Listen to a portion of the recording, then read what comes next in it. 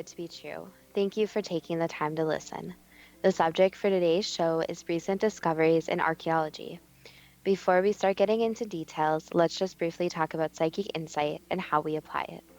We choose a subject, then research it, and based on that research, we determine what we think needs to be explained by creating a series of questions. Then Justina provides psychic insight to answer those questions. The psychic insight is narrated towards the end of the show. Accepting the psychic insight is a question of individual belief. Now let's go through the disclaimers. Here are the disclaimers. Neither of us claim to have any expertise in any subjects that we discuss. We relate information we find through research and the psychic insight. We're always delighted to hear from the listeners. The show only lasts an hour. We don't have the time to present exhaustive research on any topic. This means that there will be information that we miss. We want to provide a basis for the psychic insight.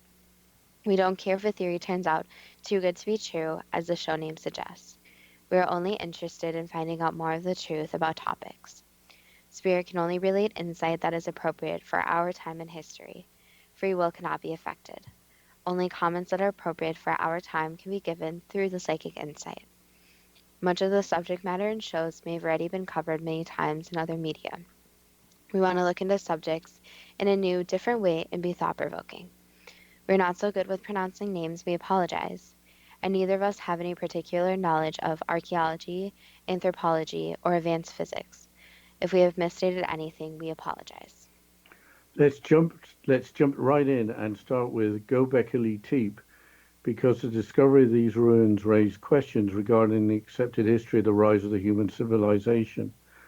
The following description from 2011 is from the ancient EU website. Quote, located in modern Turkey, Göbekli Tepe is one of the most important archaeological sites in the world. The discovery of this stunning 10,000-year-old site in the 1990s sent shockwaves through the archaeological world and beyond, with some researchers even claiming it was the site of the biblical Garden of Eden. The many examples of sculptures and megalithic architecture which make up what perhaps is the world's earliest temple at Göbekli Tepe predate pottery, metallurgy, the invention of writing, the wheel, and the beginning of agriculture. The fact that hunter-gatherer peoples could organize the construction of such a complex site as far back as the 10th or 11th millennium BC not only revolutionizes our understanding of hunter-gatherer culture, but poses a serious challenge to the conventional view of the rise of civilization. Unquote. Wait, wasn't 10,000 years ago still in the Stone Age, which ended when the Bronze Age began roughly 5,000 years ago? Yes, the wheel was invented in ancient Sumer about 5,000 years ago. Stonehenge was built at a similar time, but can you describe the much older site of what is thought to be a temple? The ancient EU website continues, quote, Göbekli Tepe, Turkish for the hill of the navel, is a 1,000-foot diameter mound located at the highest point on a mountain ridge, around 9 miles northeast of the town of Sanwortha in southeastern Turkey. Since 1994, excavations conducted by Klaus Schmidt of the Istanbul branch of the German Archaeological Institute, with the cooperation of the Sanwortha Museum, have been taking place at the site. Results to date have been astounding, especially bearing in mind the excavators estimate that their work has uncovered a mere 5% of the site. Göbekli Tepe consists of 4 arrangements of monolithic pillars linked together by segments of coarsely built dry stone walls to form a series of circular or oval structures. There are 2 large pillars in the center of each complex, which are encircled by slightly smaller stones facing inward. Archaeologists believe that these pillars could have once supported roofs. The structures vary in size between around 33 and 98 feet in diameter and have floors made of terrazzo. Unquote. 33 feet is about 10 meters, while 98 feet is about 30 meters. There are also large stones or megaliths that have been unearthed. There are mainly T-shaped pillars made of soft limestone of up to around 16 feet or almost 5 meters in height. Apparently, the limestone was quarried locally, with 43 megaliths unearthed as of 2011, with 250 more expected to be uncovered. This suggests that another 16 complexes existed at the site's location. What is significant about the megaliths besides being quarried and shaped so long ago? The ancient EU website continues with more information as follows. Quote, although some of the standing stones at Göbekli Tepe are blank, others display extraordinary artwork in the form of elaborately carved foxes, lions, bulls, scorpions, snakes, wild boars, vultures, waterfowl, insects, and arachnids. There are also abstract shapes and one relief of a naked woman posed frontally in a sitting position.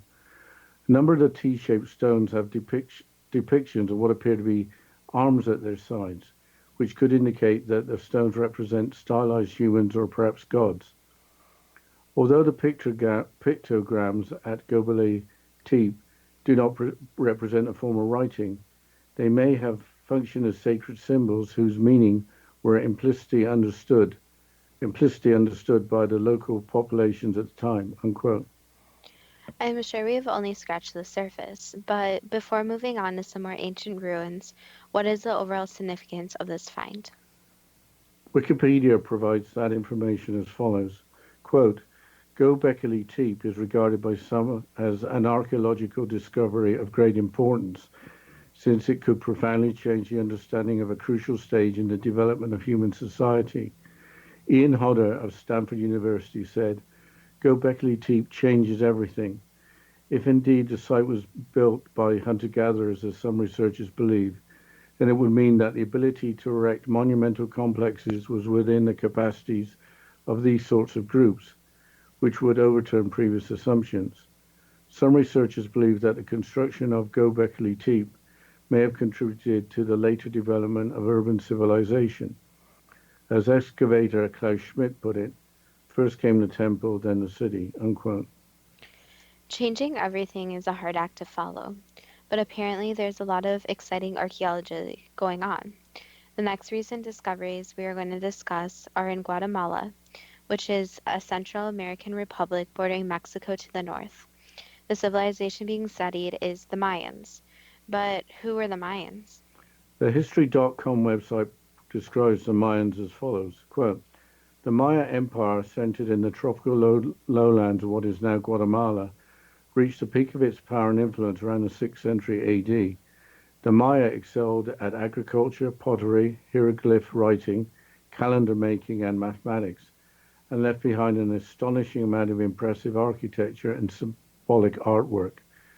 Most of the great stone cities of the Maya were abandoned by AD 900. However, and since the 19th century, scholars have debated what might have caused this dramatic decline. Unquote. I think a lot of people can remember the Mayan calendar, apparently ending in 2012, or rather, starting over. There appears to be a lot more to the Mayans besides their calendar. The following is from the National Geographic website from February of 2018, entitled Laser Scans Reveal Maya Megalopolis Below Guatemalan Jungle. Quote, using a revolutionary technology known as LiDAR, short for light detection and ranging, scholars digitally removed the tree canopy from aerial images of the now unpopulated landscape, revealing the ruins of a sprawling pre-Columbian civilization that was far more complex and interconnected than most Maya specialists have supposed. The LiDAR images make it clear that this entire region was a settlement system whose scale and population density had been grossly underestimated, said Thomas Garrison, an Ithaca College archaeologist and National Geographic explorer who specializes in using digital technology for archaeological research. The results suggest that Central America supported an advanced civilization that was at its peak some 1200 years ago, more comparable to sophisticated cultures such as ancient Greece or China than to the scattered and sparsely populated city-states and ground-based research, and sparsely populated states that ground-based research had long suggested. In addition to hundreds of previously unknown structures, the LiDAR images show raised highways connecting urban centers and quarries, complex irrigation and terracing systems supportive of intensive agriculture capable of feeding masses of workers, who dramatically reshaped the landscape. The ancient Maya never used the wheel or beasts of burden, yet this was a civilization that was literally moving mountains, said Marcelo Canuto, a Tulane University archaeologist and National Geographic explorer who participated in the project. Unquote. As this is so recent, there doesn't seem to be a name for the site, and presumably there hasn't been time for conventional archaeology. But is there more in LiDAR? Yes, the National Geographical article continues. Quote, LiDAR revolutionizing archaeology the way the Hubble Space Telescope revolutionized astronomy, said Francisco Estrada Belli, a Tulane University archaeologist and National Geographic explorer. We'll need 100 years to go through all the data and really understand what we're seeing. I think we'll have to complete this quote after the break, Justina. Yes, we'll continue after the short break, and you're listening to Too Good to Be True with Justina Marsh and Pete Marsh on the X Zone Broadcast Network, www.xzbn.net.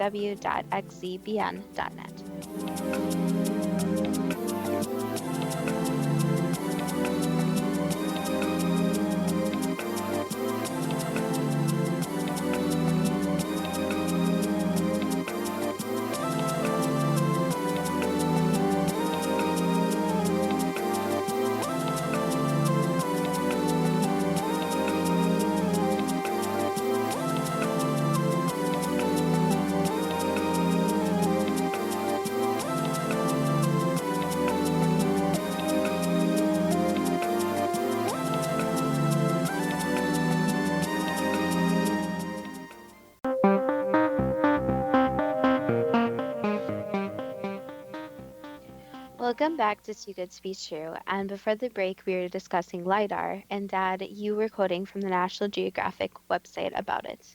So can you please continue with a quote? Thanks, Justina. I'll continue. Already, though, the survey has yielded surprising insights into settlement patterns, inter-urban connectivity, and militarization in the Maya lowlands.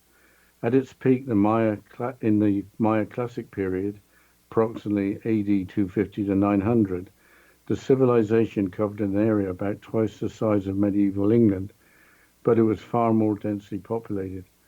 Unquote. A big part of this new technology for me is that it's non-destructive. The ruins remain undisturbed by the scanning. Yes, digging without literally the big picture, as in the old days, must have been much more hit and miss. But how many people were living in that region? Many more than previously believed, the article continues. Quote, most people had been comfortable with population estimates of around 5 million, said Estrada Belli, who directs a multidisciplinary archaeological project at Homel, Guatemala. With this new data, it's no longer unreasonable to think that there were 10 to 15 million people there, including many living in low-lying swampy areas that many of us had thought uninhabitable.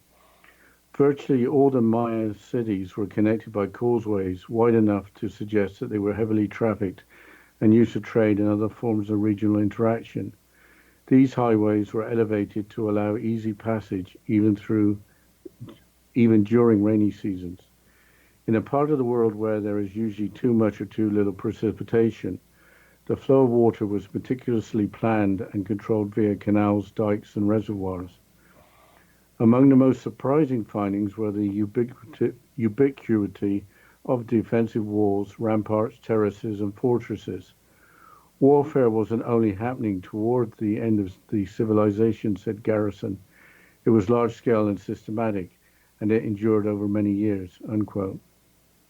With that, let's move on to the Angkor Wat temple ruins in Cambodia.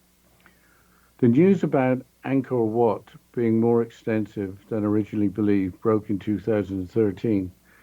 LiDAR was used in the area of Angkor Wat before being used in the Guatemalan jungle. What is the history of Angkor Wat? The Life Science website provides an overview as follows. Quote, built between roughly AD 1113 and 1150 and encompassing an area of about 500 acres, 200 hectares, Angkor Wat is one of the largest religious monuments ever constructed. Its name means temple city. Originally built as a Hindu temple dedicated to the god Vishnu. It was converted into a Buddhist temple in the 14th century, and statues of Buddha were added to its already rich artwork. Sometime later, it was turned into a military fortification. Today, it is a UNESCO World Heritage Site that scientists are struggling to preserve. Its 213 foot tall, 65 meters central tower is surrounded by four smaller towers and a series of enclosure walls, a layout that recreates the image of Mount Meru, a legendary place in Hindu mythology that is said to lie beyond the Himalayas and to be the home of the gods. Unquote. Apparently, the area covered is 4 times larger than the Vatican. How many people lived in the area? The Life Science article continues as follows. Quote, the city where the temple was built, Angkor, is located in modern-day Cambodia and was once the capital of the Khmer Empire. This city contains hundreds of temples. The population may have been over 1 million people. It was easily the largest city in the world until the Industrial Revolution. Angkor had an urban core that could easily have held 500,000 people and a vast hinterland that had many more inhabitants. Airborne laser scanning, LiDAR research has shown. Researchers have also identified a lost city called Mahendraparvata, which is located about 25 miles, 40 kilometers north of Angkor Wat. Unquote. A lost city sounds like something out of an Indiana Jones movie. Yeah, the HuffPost website, an article from 2017 indicates that the lost city was a mountain capital. The it referred to in the quote is LiDAR. Quote, it helped reveal the city that reportedly founded the Angkor Empire in 802 AD, uncovering more than 24 previously unrecorded temples and evidence of ancient canals, dikes, and roads using satellite navigation coordinates gathered from the instrument's data. Jean-Baptiste Chavant, director of the Archaeology and Development Foundation in London, who led the expedition, told a newspaper it was known from ancient sculptures that a great warrior, Jayavarman II, had a mountain capital, but we didn't know how all the dots fitted, exactly how it all came together. We now know from the new data that the city was for sure connected by roads, canals, and dikes, he said. Unquote. Did the HuffPost reveal any more about the lost city? Yes, the following comments from the article regarding Mahendraparvata might serve as a warning. Quote, Damien Evans, director of the University of Sydney's Archaeological Research Centre in Cambodia, which played a key part in developing the LiDAR technology, said there may be important implications for today's society. We see from the imagery that the landscape was completely devoid of vegetation, Evans, the expedition leader, said. One theory we're looking at is that the severe environmental impact of deforestation and the dependence on water management led to the demise of the civilization. Perhaps it became too successful to the point of becoming unmanageable. Unquote. Did something similar happen to Angkor Wat? Before we go back to Angkor Wat, I think I should mention that the images created by LiDAR are stunning. They reveal in 3D relief ancient buildings and features in the manner of satellite pictures. For those who are interested, some internet searching on LiDAR should be extremely worthwhile. Also, pictures of the jungle overgrowing ruins in the area look like they were created on a movie set. Regarding Angkor Wat and its demise, the BBC website in an article from 2014 describes the probable scenario as follows. Quote, most striking of all was the evidence of large-scale hydraulic engineering, the defining signature of the Khmer Empire. By the time the royal capital moved to Angkor around the end of the 9th century, Khmer engineers were storing and distributing vast quantities of precious seasonal monsoon water using a complex network of huge canals and reservoirs. Harnessing the monsoon provided food security and made the ruling elite fantastically rich. For the next 3 centuries, they channeled their wealth into the greatest concentration of temples on earth. One temple, Pre Khan, constructed in 1191, contained 60 tons of gold. Its value today would be about £2 billion sterling or $3.3 billion. But despite the city's immense wealth, trouble was brewing. At the same time that Angkor's temple building program peaked, its vital hydraulic network was falling into despair at the worst possible moment. The end of the medieval period saw dramatic shifts in climate across Southeast Asia. Tree ring samples record sudden fluctuations between extreme dry and wet conditions, and the LiDAR map reveals a catastrophic flood damage. And the LiDAR map reveals catastrophic flood damage to the city's vital water network. With this lifeline in tatters, Angkor entered a spiral of decline from which it never recovered. In the 15th century, the Khmer kings abandoned their city and moved to the coast. They built a new city, Phnom Penh, the present-day capital of Cambodia. Unquote. If natural climate change led to such a decline, obviously there are lessons to be learned for humankind's well-being and survival. The Life Science website from 2015 suggests that conflict was a major reason for the demise of civilization in the area. The following is a quote from Roland Fletcher, a colleague of Damien Evan, who we had mentioned earlier, with both being academics at the University of Sydney. Quote, Angkor Wat is the first and only example of an Angkorian temple being systematically modified for its use in a defensive capacity, he said. The available evidence suggests it was a late event in the history of Angkor, either between AD 1297 and 1585, along with other defensive works around Angkor, or perhaps sometime between AD 1585 and the 1630s, representing a final attempt to defend Angkor against the growing influence of a neighboring city, Ayutthaya. Either date makes the defenses of Angkor Wat one of the last major constructions at Angkor, and is perhaps indicative of its end. Unquote. Is LiDAR being recognized for making archaeology high-tech? An article from the Canadian Consulting Engineer website from 2013 suggests that it is. The article is entitled Award of Excellence for Special Projects, Rewriting the History of the Khmer Empire.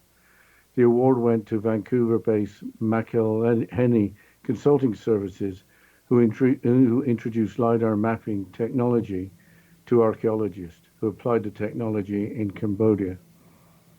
Where else is LiDAR being used? In the United Kingdom and in the Holy Land. In the northwest of England, a Roman road has been discovered by archaeologist David Ratledge. Here is a quote from the Arc Paper website from 2016, but I think we're going to have the quote after the break. Yes, and you're listening to Too Good to Be True with Justina Marsh and Pete Marsh on the X Zone Broadcast Network, www.xzbn.net.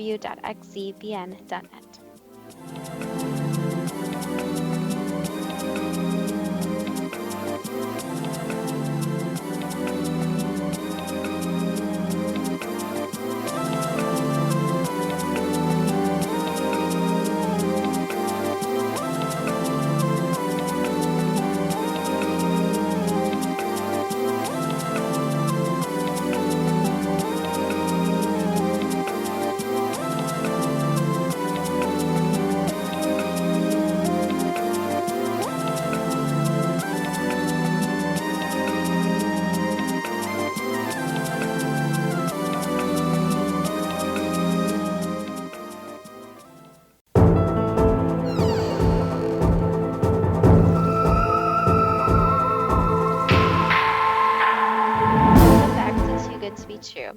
And before the break, we were about to quote, well, Dad, you were about to quote from an archaeologist, David Ratledge, from the Arc Paper website from 2016. Yes, thank you, Justina. The Romans were notorious innovators of infrastructure, pioneering concrete aqueducts, drainage, and of course roads. The first Roman road stretched from Richborough on the southeast coast to Canterbury, where it went on to London, St Albans, and up to Chester. Even today, some 2,000 years after the route was established, it is still one of the UK's main freight roadways, now known as the A2 and the A5. Now it is thought that there are more Roman roads, particularly in northwest England, between Ribchester and Lancaster. After only 45 years of searching, I have at long last found the Roman road from Rochester to Lancaster, said Ratledge on his webpage. The discovery not only tells us about the Roman trade routes, but also about where they thought troops would need to be deployed quickly. It's possible that the Romans were fearful of Celts near Lancaster, hence a road that could be used to send support or a retreat as quickly as possible was very useful. Unquoted. What has been discovered in the Holy Land? Here's a quote regarding the site of Tel Jezreel from the Jerusalem Post from 2015. Quote, combining LiDAR technology with old-fashioned foot survey confirmed that the site of Jezreel is much larger than previously thought. We identified a new lower tell, extensive cemeteries dating to a number of different periods, and a series of paths or roads that connected different parts of the site to the spring in the valley below. Building on the LiDAR scans and the results of our ground survey, our 2013 and 2014 excavations exposed several phases of an early Bronze Age settlement. The remains of a monumental Iron Age building on the northern edge of the Upper Tell, with bedrock masonry blocks and an impressive interior water cistern, an intriguing medieval building or monument on a promontory overlooking the valley, and a rock-cut winery complex and other installations that underscore the agricultural abundance that is traditionally associated with the Jezreel Valley. We will continue exploring Jezreel for the next several years in order to reconstruct the long and complex settlement history of this strategically located site. Unquote. Tel Jezreel in the 9th century BC was the northern capital of Israel. With that, why don't you ask the first question? Is the 10,000-year-old site of Göbekli Tepe in modern Turkey the site of the biblical Garden of Eden? That could be said. Was Göbekli Tepe's climate and countryside much different in those times? Very, very different, yes. Is Göbekli Tepe the world's earliest temple, predating pottery, metallurgy, the invention of writing, the wheel, and the beginning of agriculture? Yes. How could hunter-gatherer peoples organize the construction of such a complex site more than 10,000 years ago? Basically, just by organizing themselves, so giving everyone a small part of the larger job. So coming together and using their limited knowledge and combining ideas. So basically, person number one would do the very small job of a certain thing, while person number two would do a different job. So it was very, very organized process. Was the temple built by hunter-gatherers as today's anthropologists understand them? They would be considered hunter-gatherers, yes. Being able to work in an organized way, wouldn't that suggest that the people were more of a civilization than hunter-gatherers? So the thing is with hunter-gatherers is that they're seen as less intelligent, not really coming together as one group. However, even when hunter-gatherers were thought of as hunter-gatherers, they'd organize themselves in a way where sometimes some people could not provide food for themselves, so they would help each other out. So they are thought of as more unintelligent with just a similar mindset. However, even for the most, you could say the most naive, non-intelligent humans that they are thought of, there's still this process of the brain working where they are able to problem solve. Not in the exact way of today, but problem solve in different ways. So the scope of what civilizations versus hunter-gatherers is sometimes crosses lines where they're neither in one category nor the other, but kind of an overlapping category. In 2011, were the excavators correct in their estimate that their work had uncovered a mere 5% of the site? Probably closer to 2%. As of 2011, were there another 16 undiscovered complexes at the site's location? Even more. Why are some of the standing stones blank, while others display extraordinary artwork of animals and insects? Basically just where people decided to display their artwork. So the individual different artists decided that some neat stones needed more of a painting or showing the different animals and insects and what was around them, while other stones just didn't get artwork on them. How can a number of the standing stones display abstract shapes as artwork, with abstract art thought of as being modern? Again, since it's very difficult for humans now to understand that humans back then weren't as dumb and stupid as they think they are. So it was assumed that humans back then were very unintelligent and were not capable of thinking in different ways. However, signs like this show that humans were capable of thinking in many different ways. It just depended on what humans did actually display, for example, abstract art. And it also depended on if the humans were actually going to focus on survival or focus more on the other aspects of their brain, such as an abstract idea or brainstorming. Are a number of the T-shaped stones with depictions of what appear to be arms at their sides representations of stylized humans or of gods? Some of them are yes. Were the pictograms at Göbekli Tepe a form of writing or sacred symbol? A writing in a way, yes. So not a writing you think of today, but a way to put ideas out there, yes. Were the ancient humans assisted by extraterrestrial beings? They had assistants, yes. So with the establishment of humans, there were other powers that were to be that interfered to make sure that the humans were successful, yes. With early humans being viewed as lacking intelligence and very survivalistic, what were they actually like? The early humans were actually a lot more intelligent than most people think of them today, since they had to battle the different earth elements, including survival, but also establishing their own individual different civilizations, different families, etc. So they had to battle not only the odds of survival, but also the odds of being a human and what it actually makes to be a human, which includes a more complex thinking process. Has or will the discovery of Göbekli Tepe profoundly change the understanding of a crucial stage in the development of human society? Yes, 100%, since it would prove that humans work together. So it wasn't just the fight or flight, the hunter gatherer, the very minimalistic thought process, but instead a wider goal that humans were trying to reach. Even with a gap of thousands of years, did the construction of Göbekli Tepe contribute to later development of urban civilization? Yes, and it's not only early civilization, if you want to call it that, that existed. So there were many of these early, before thought of civilizations that occurred.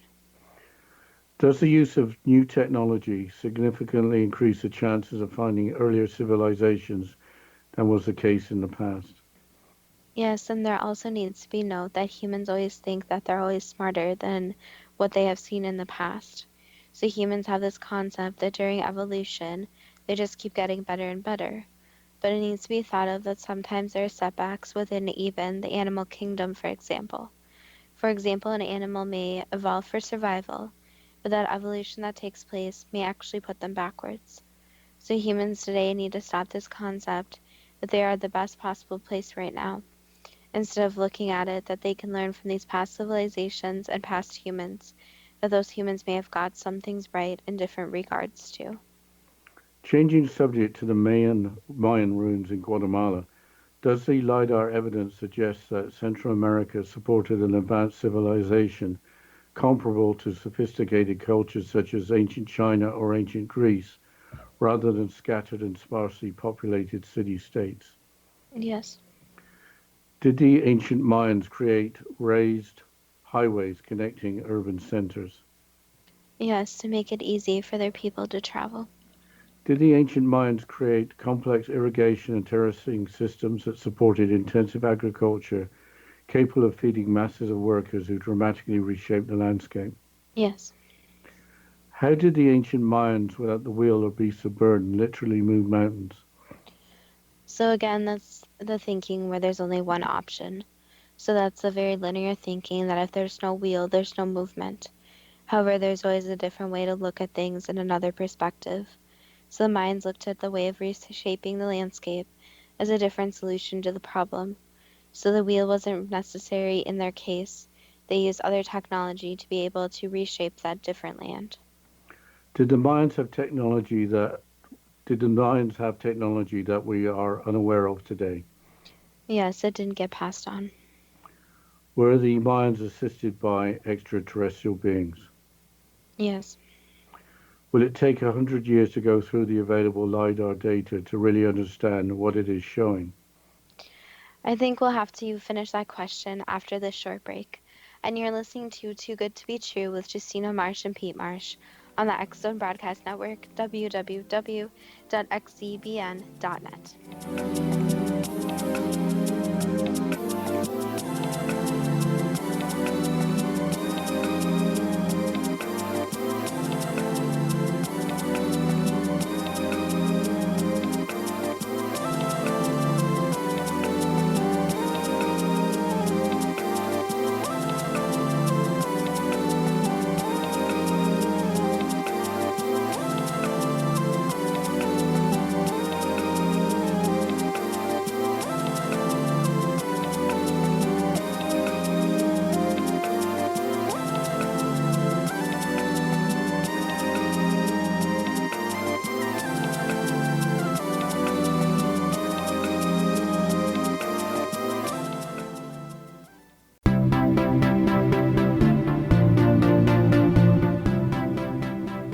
Welcome back to Too Good to Be True. And before the break, we're going through the questions and psychic insights about recent discoveries in archaeology. So, Dad, can you please continue about the questions about the Mayans? Sure, I'll repeat the question. Will it take 100 years to go through the available LiDAR data to really understand what it is showing? As long as technology keeps advancing, it may actually speed up the process, but it would take obviously a big group of humans to go through it. And the key to looking through this information is seeing all different perspectives. So, not only having an archaeologist involved, but having many different scientists and even people from different disciplines, such as English majors, historians, even people who do tasks such as irrigation. So, having all different minds put together. At its peak in the Maya Classic period, did the civilization cover an area about twice the size of medieval England, but far more densely populated? Even larger, but approximately yes. Was the Mayan population in Guatemala 10 to 15 million, including many living in low-lying swampy areas that had been thought uninhabitable? Yes. What technology was used to connect virtually all the Mayan cities by wide causeways to allow easy passage even during rainy seasons? All that can be said is basically advanced technology that created something such as a skyway, where the weather wouldn't matter at the time and it would allow access during any weather conditions so that the people could move quickly from place to place. Were the causeways heavily trafficked and used for trade and other forms of regional interaction? Yes, and also food, trading of goods, and even sometimes job postings, for example. So you can think of it as kind of this highway that connects, such as thought of as the concept of the Silk Road.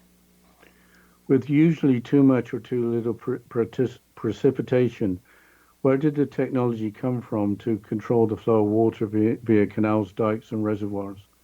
Advanced technology again. So basically, the Mayans acknowledged the problem that water was necessary for any and all life and decided that storing it when there is more water and using it during the more drought times is important. So they put a lot of minds together to realize that this would solve a lot of their issues if the water could flow from place to place. With defensive walls, ramparts, terraces, and fortresses being common finds, was large scale warfare happening over many years rather than only happening toward the end of the civilization? Yes, there was always some type of conflict, yes. Were most of the great stone cities of the Maya abandoned by the year 900 due to warfare? Sorry, I'll start again. Were most of the great stone cities of the Maya abandoned by the year 900 due to warfare, climate change, or a combination of the two? Both, and the conflict was all over the place. So a lot of the people were having issues deciding what side to actually be on. What happened to the Mayan population, which possibly had been as large as 10 to 15 million? A lot of the people died out, unfortunately. So when things went wrong, they went very wrong. And without a large population to sustain the civilization, it basically collapsed on itself. Is the claim correct that the recent mine discoveries in Guatemala changed the history of human society? Or will it take time or perhaps even more discoveries? More discoveries. A lot of people are very stubborn in their views, and a lot of people view history as unchangeable. However, history is basically established by humans. So there are going to be mistakes, there are going to be errors in the work. So it needs to be open, and people need to be open to the idea that history is actually very flexible. anything and everything, especially in the past, where there's no one to tell you about the past. Things cannot be what they seem. Changing subject to Angkor Wat, was the population over 1 million people in the 12th century or later, making it the largest city in the world until the Industrial Revolution? Yes. How was such a large city built with the available technology at the time in only about 40 years between roughly 1113 and 1150? Again, different technology and a lot of manpower. Was Mahendraparvata the city that reportedly founded the Angkor Empire in 802 AD? Yes. How was the city built in the jungle that was connected by roads, canals, and dikes built in the 9th century? Again, more different technologies. So it goes back to the point that different discoveries, such as the fire and the wheel, were not the only different discoveries that moved things forward. As evident from LiDAR imagery, was the landscape completely devoid of vegetation at the time due to human deforestation? There were issues with that and using resources that were not necessarily able to be grown back, Why was the deforestation necessary? basically to make more room, so to make it able for people to have a place to stay and that different infrastructure could be put up. Were the people in Cambodia at the time aided by extraterrestrial technology? Not necessarily technology, but they were helped with different ideas from higher up powers, yes. Did the severe environmental impact of deforestation and dependence on water management lead to the demise of the civilization?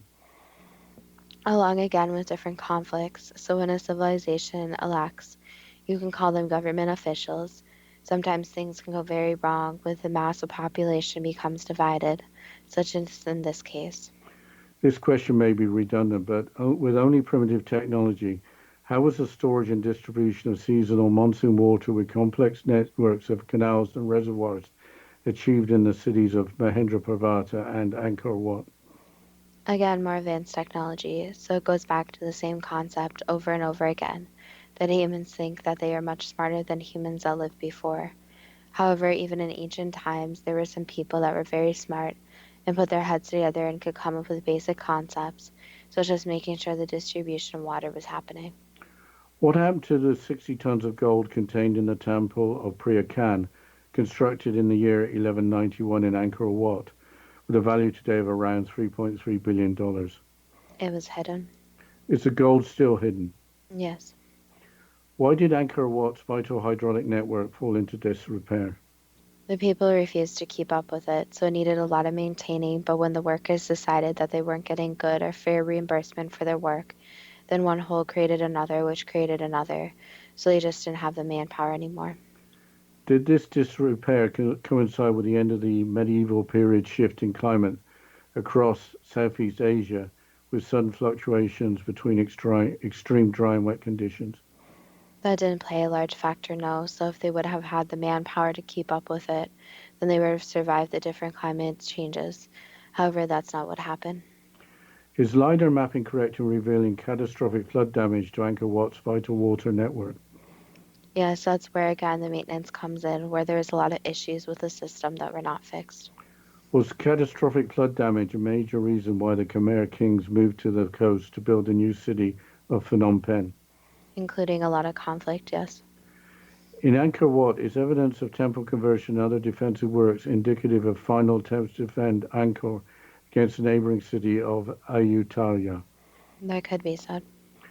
Were the attempts to build up the defense of the city made between the years 1297 and 1585, or between the years 1585 and the 1630s? The earlier dates. As suggested by the 2013 Canadian consulting engineer Award of Excellence for Special Projects, does the use of LiDAR rewrite the history of the Khmer Empire and of other civilizations? Yes, and it's only the beginning of the usage of it. Changing subject to Roman Britain, was there a long lost Roman road from Ribchester to Lancaster? Yes. Does the existence of the Roman road indicate that troops would need to have deployed quickly, with the Romans being fearful of the Celts near Lancaster? Yes. Changing subjects to the Holy Land, was Jezreel much larger than previously believed, with a series of paths or roads connecting different parts of the city to the spring in the valley below? Yes, much larger than originally predicted.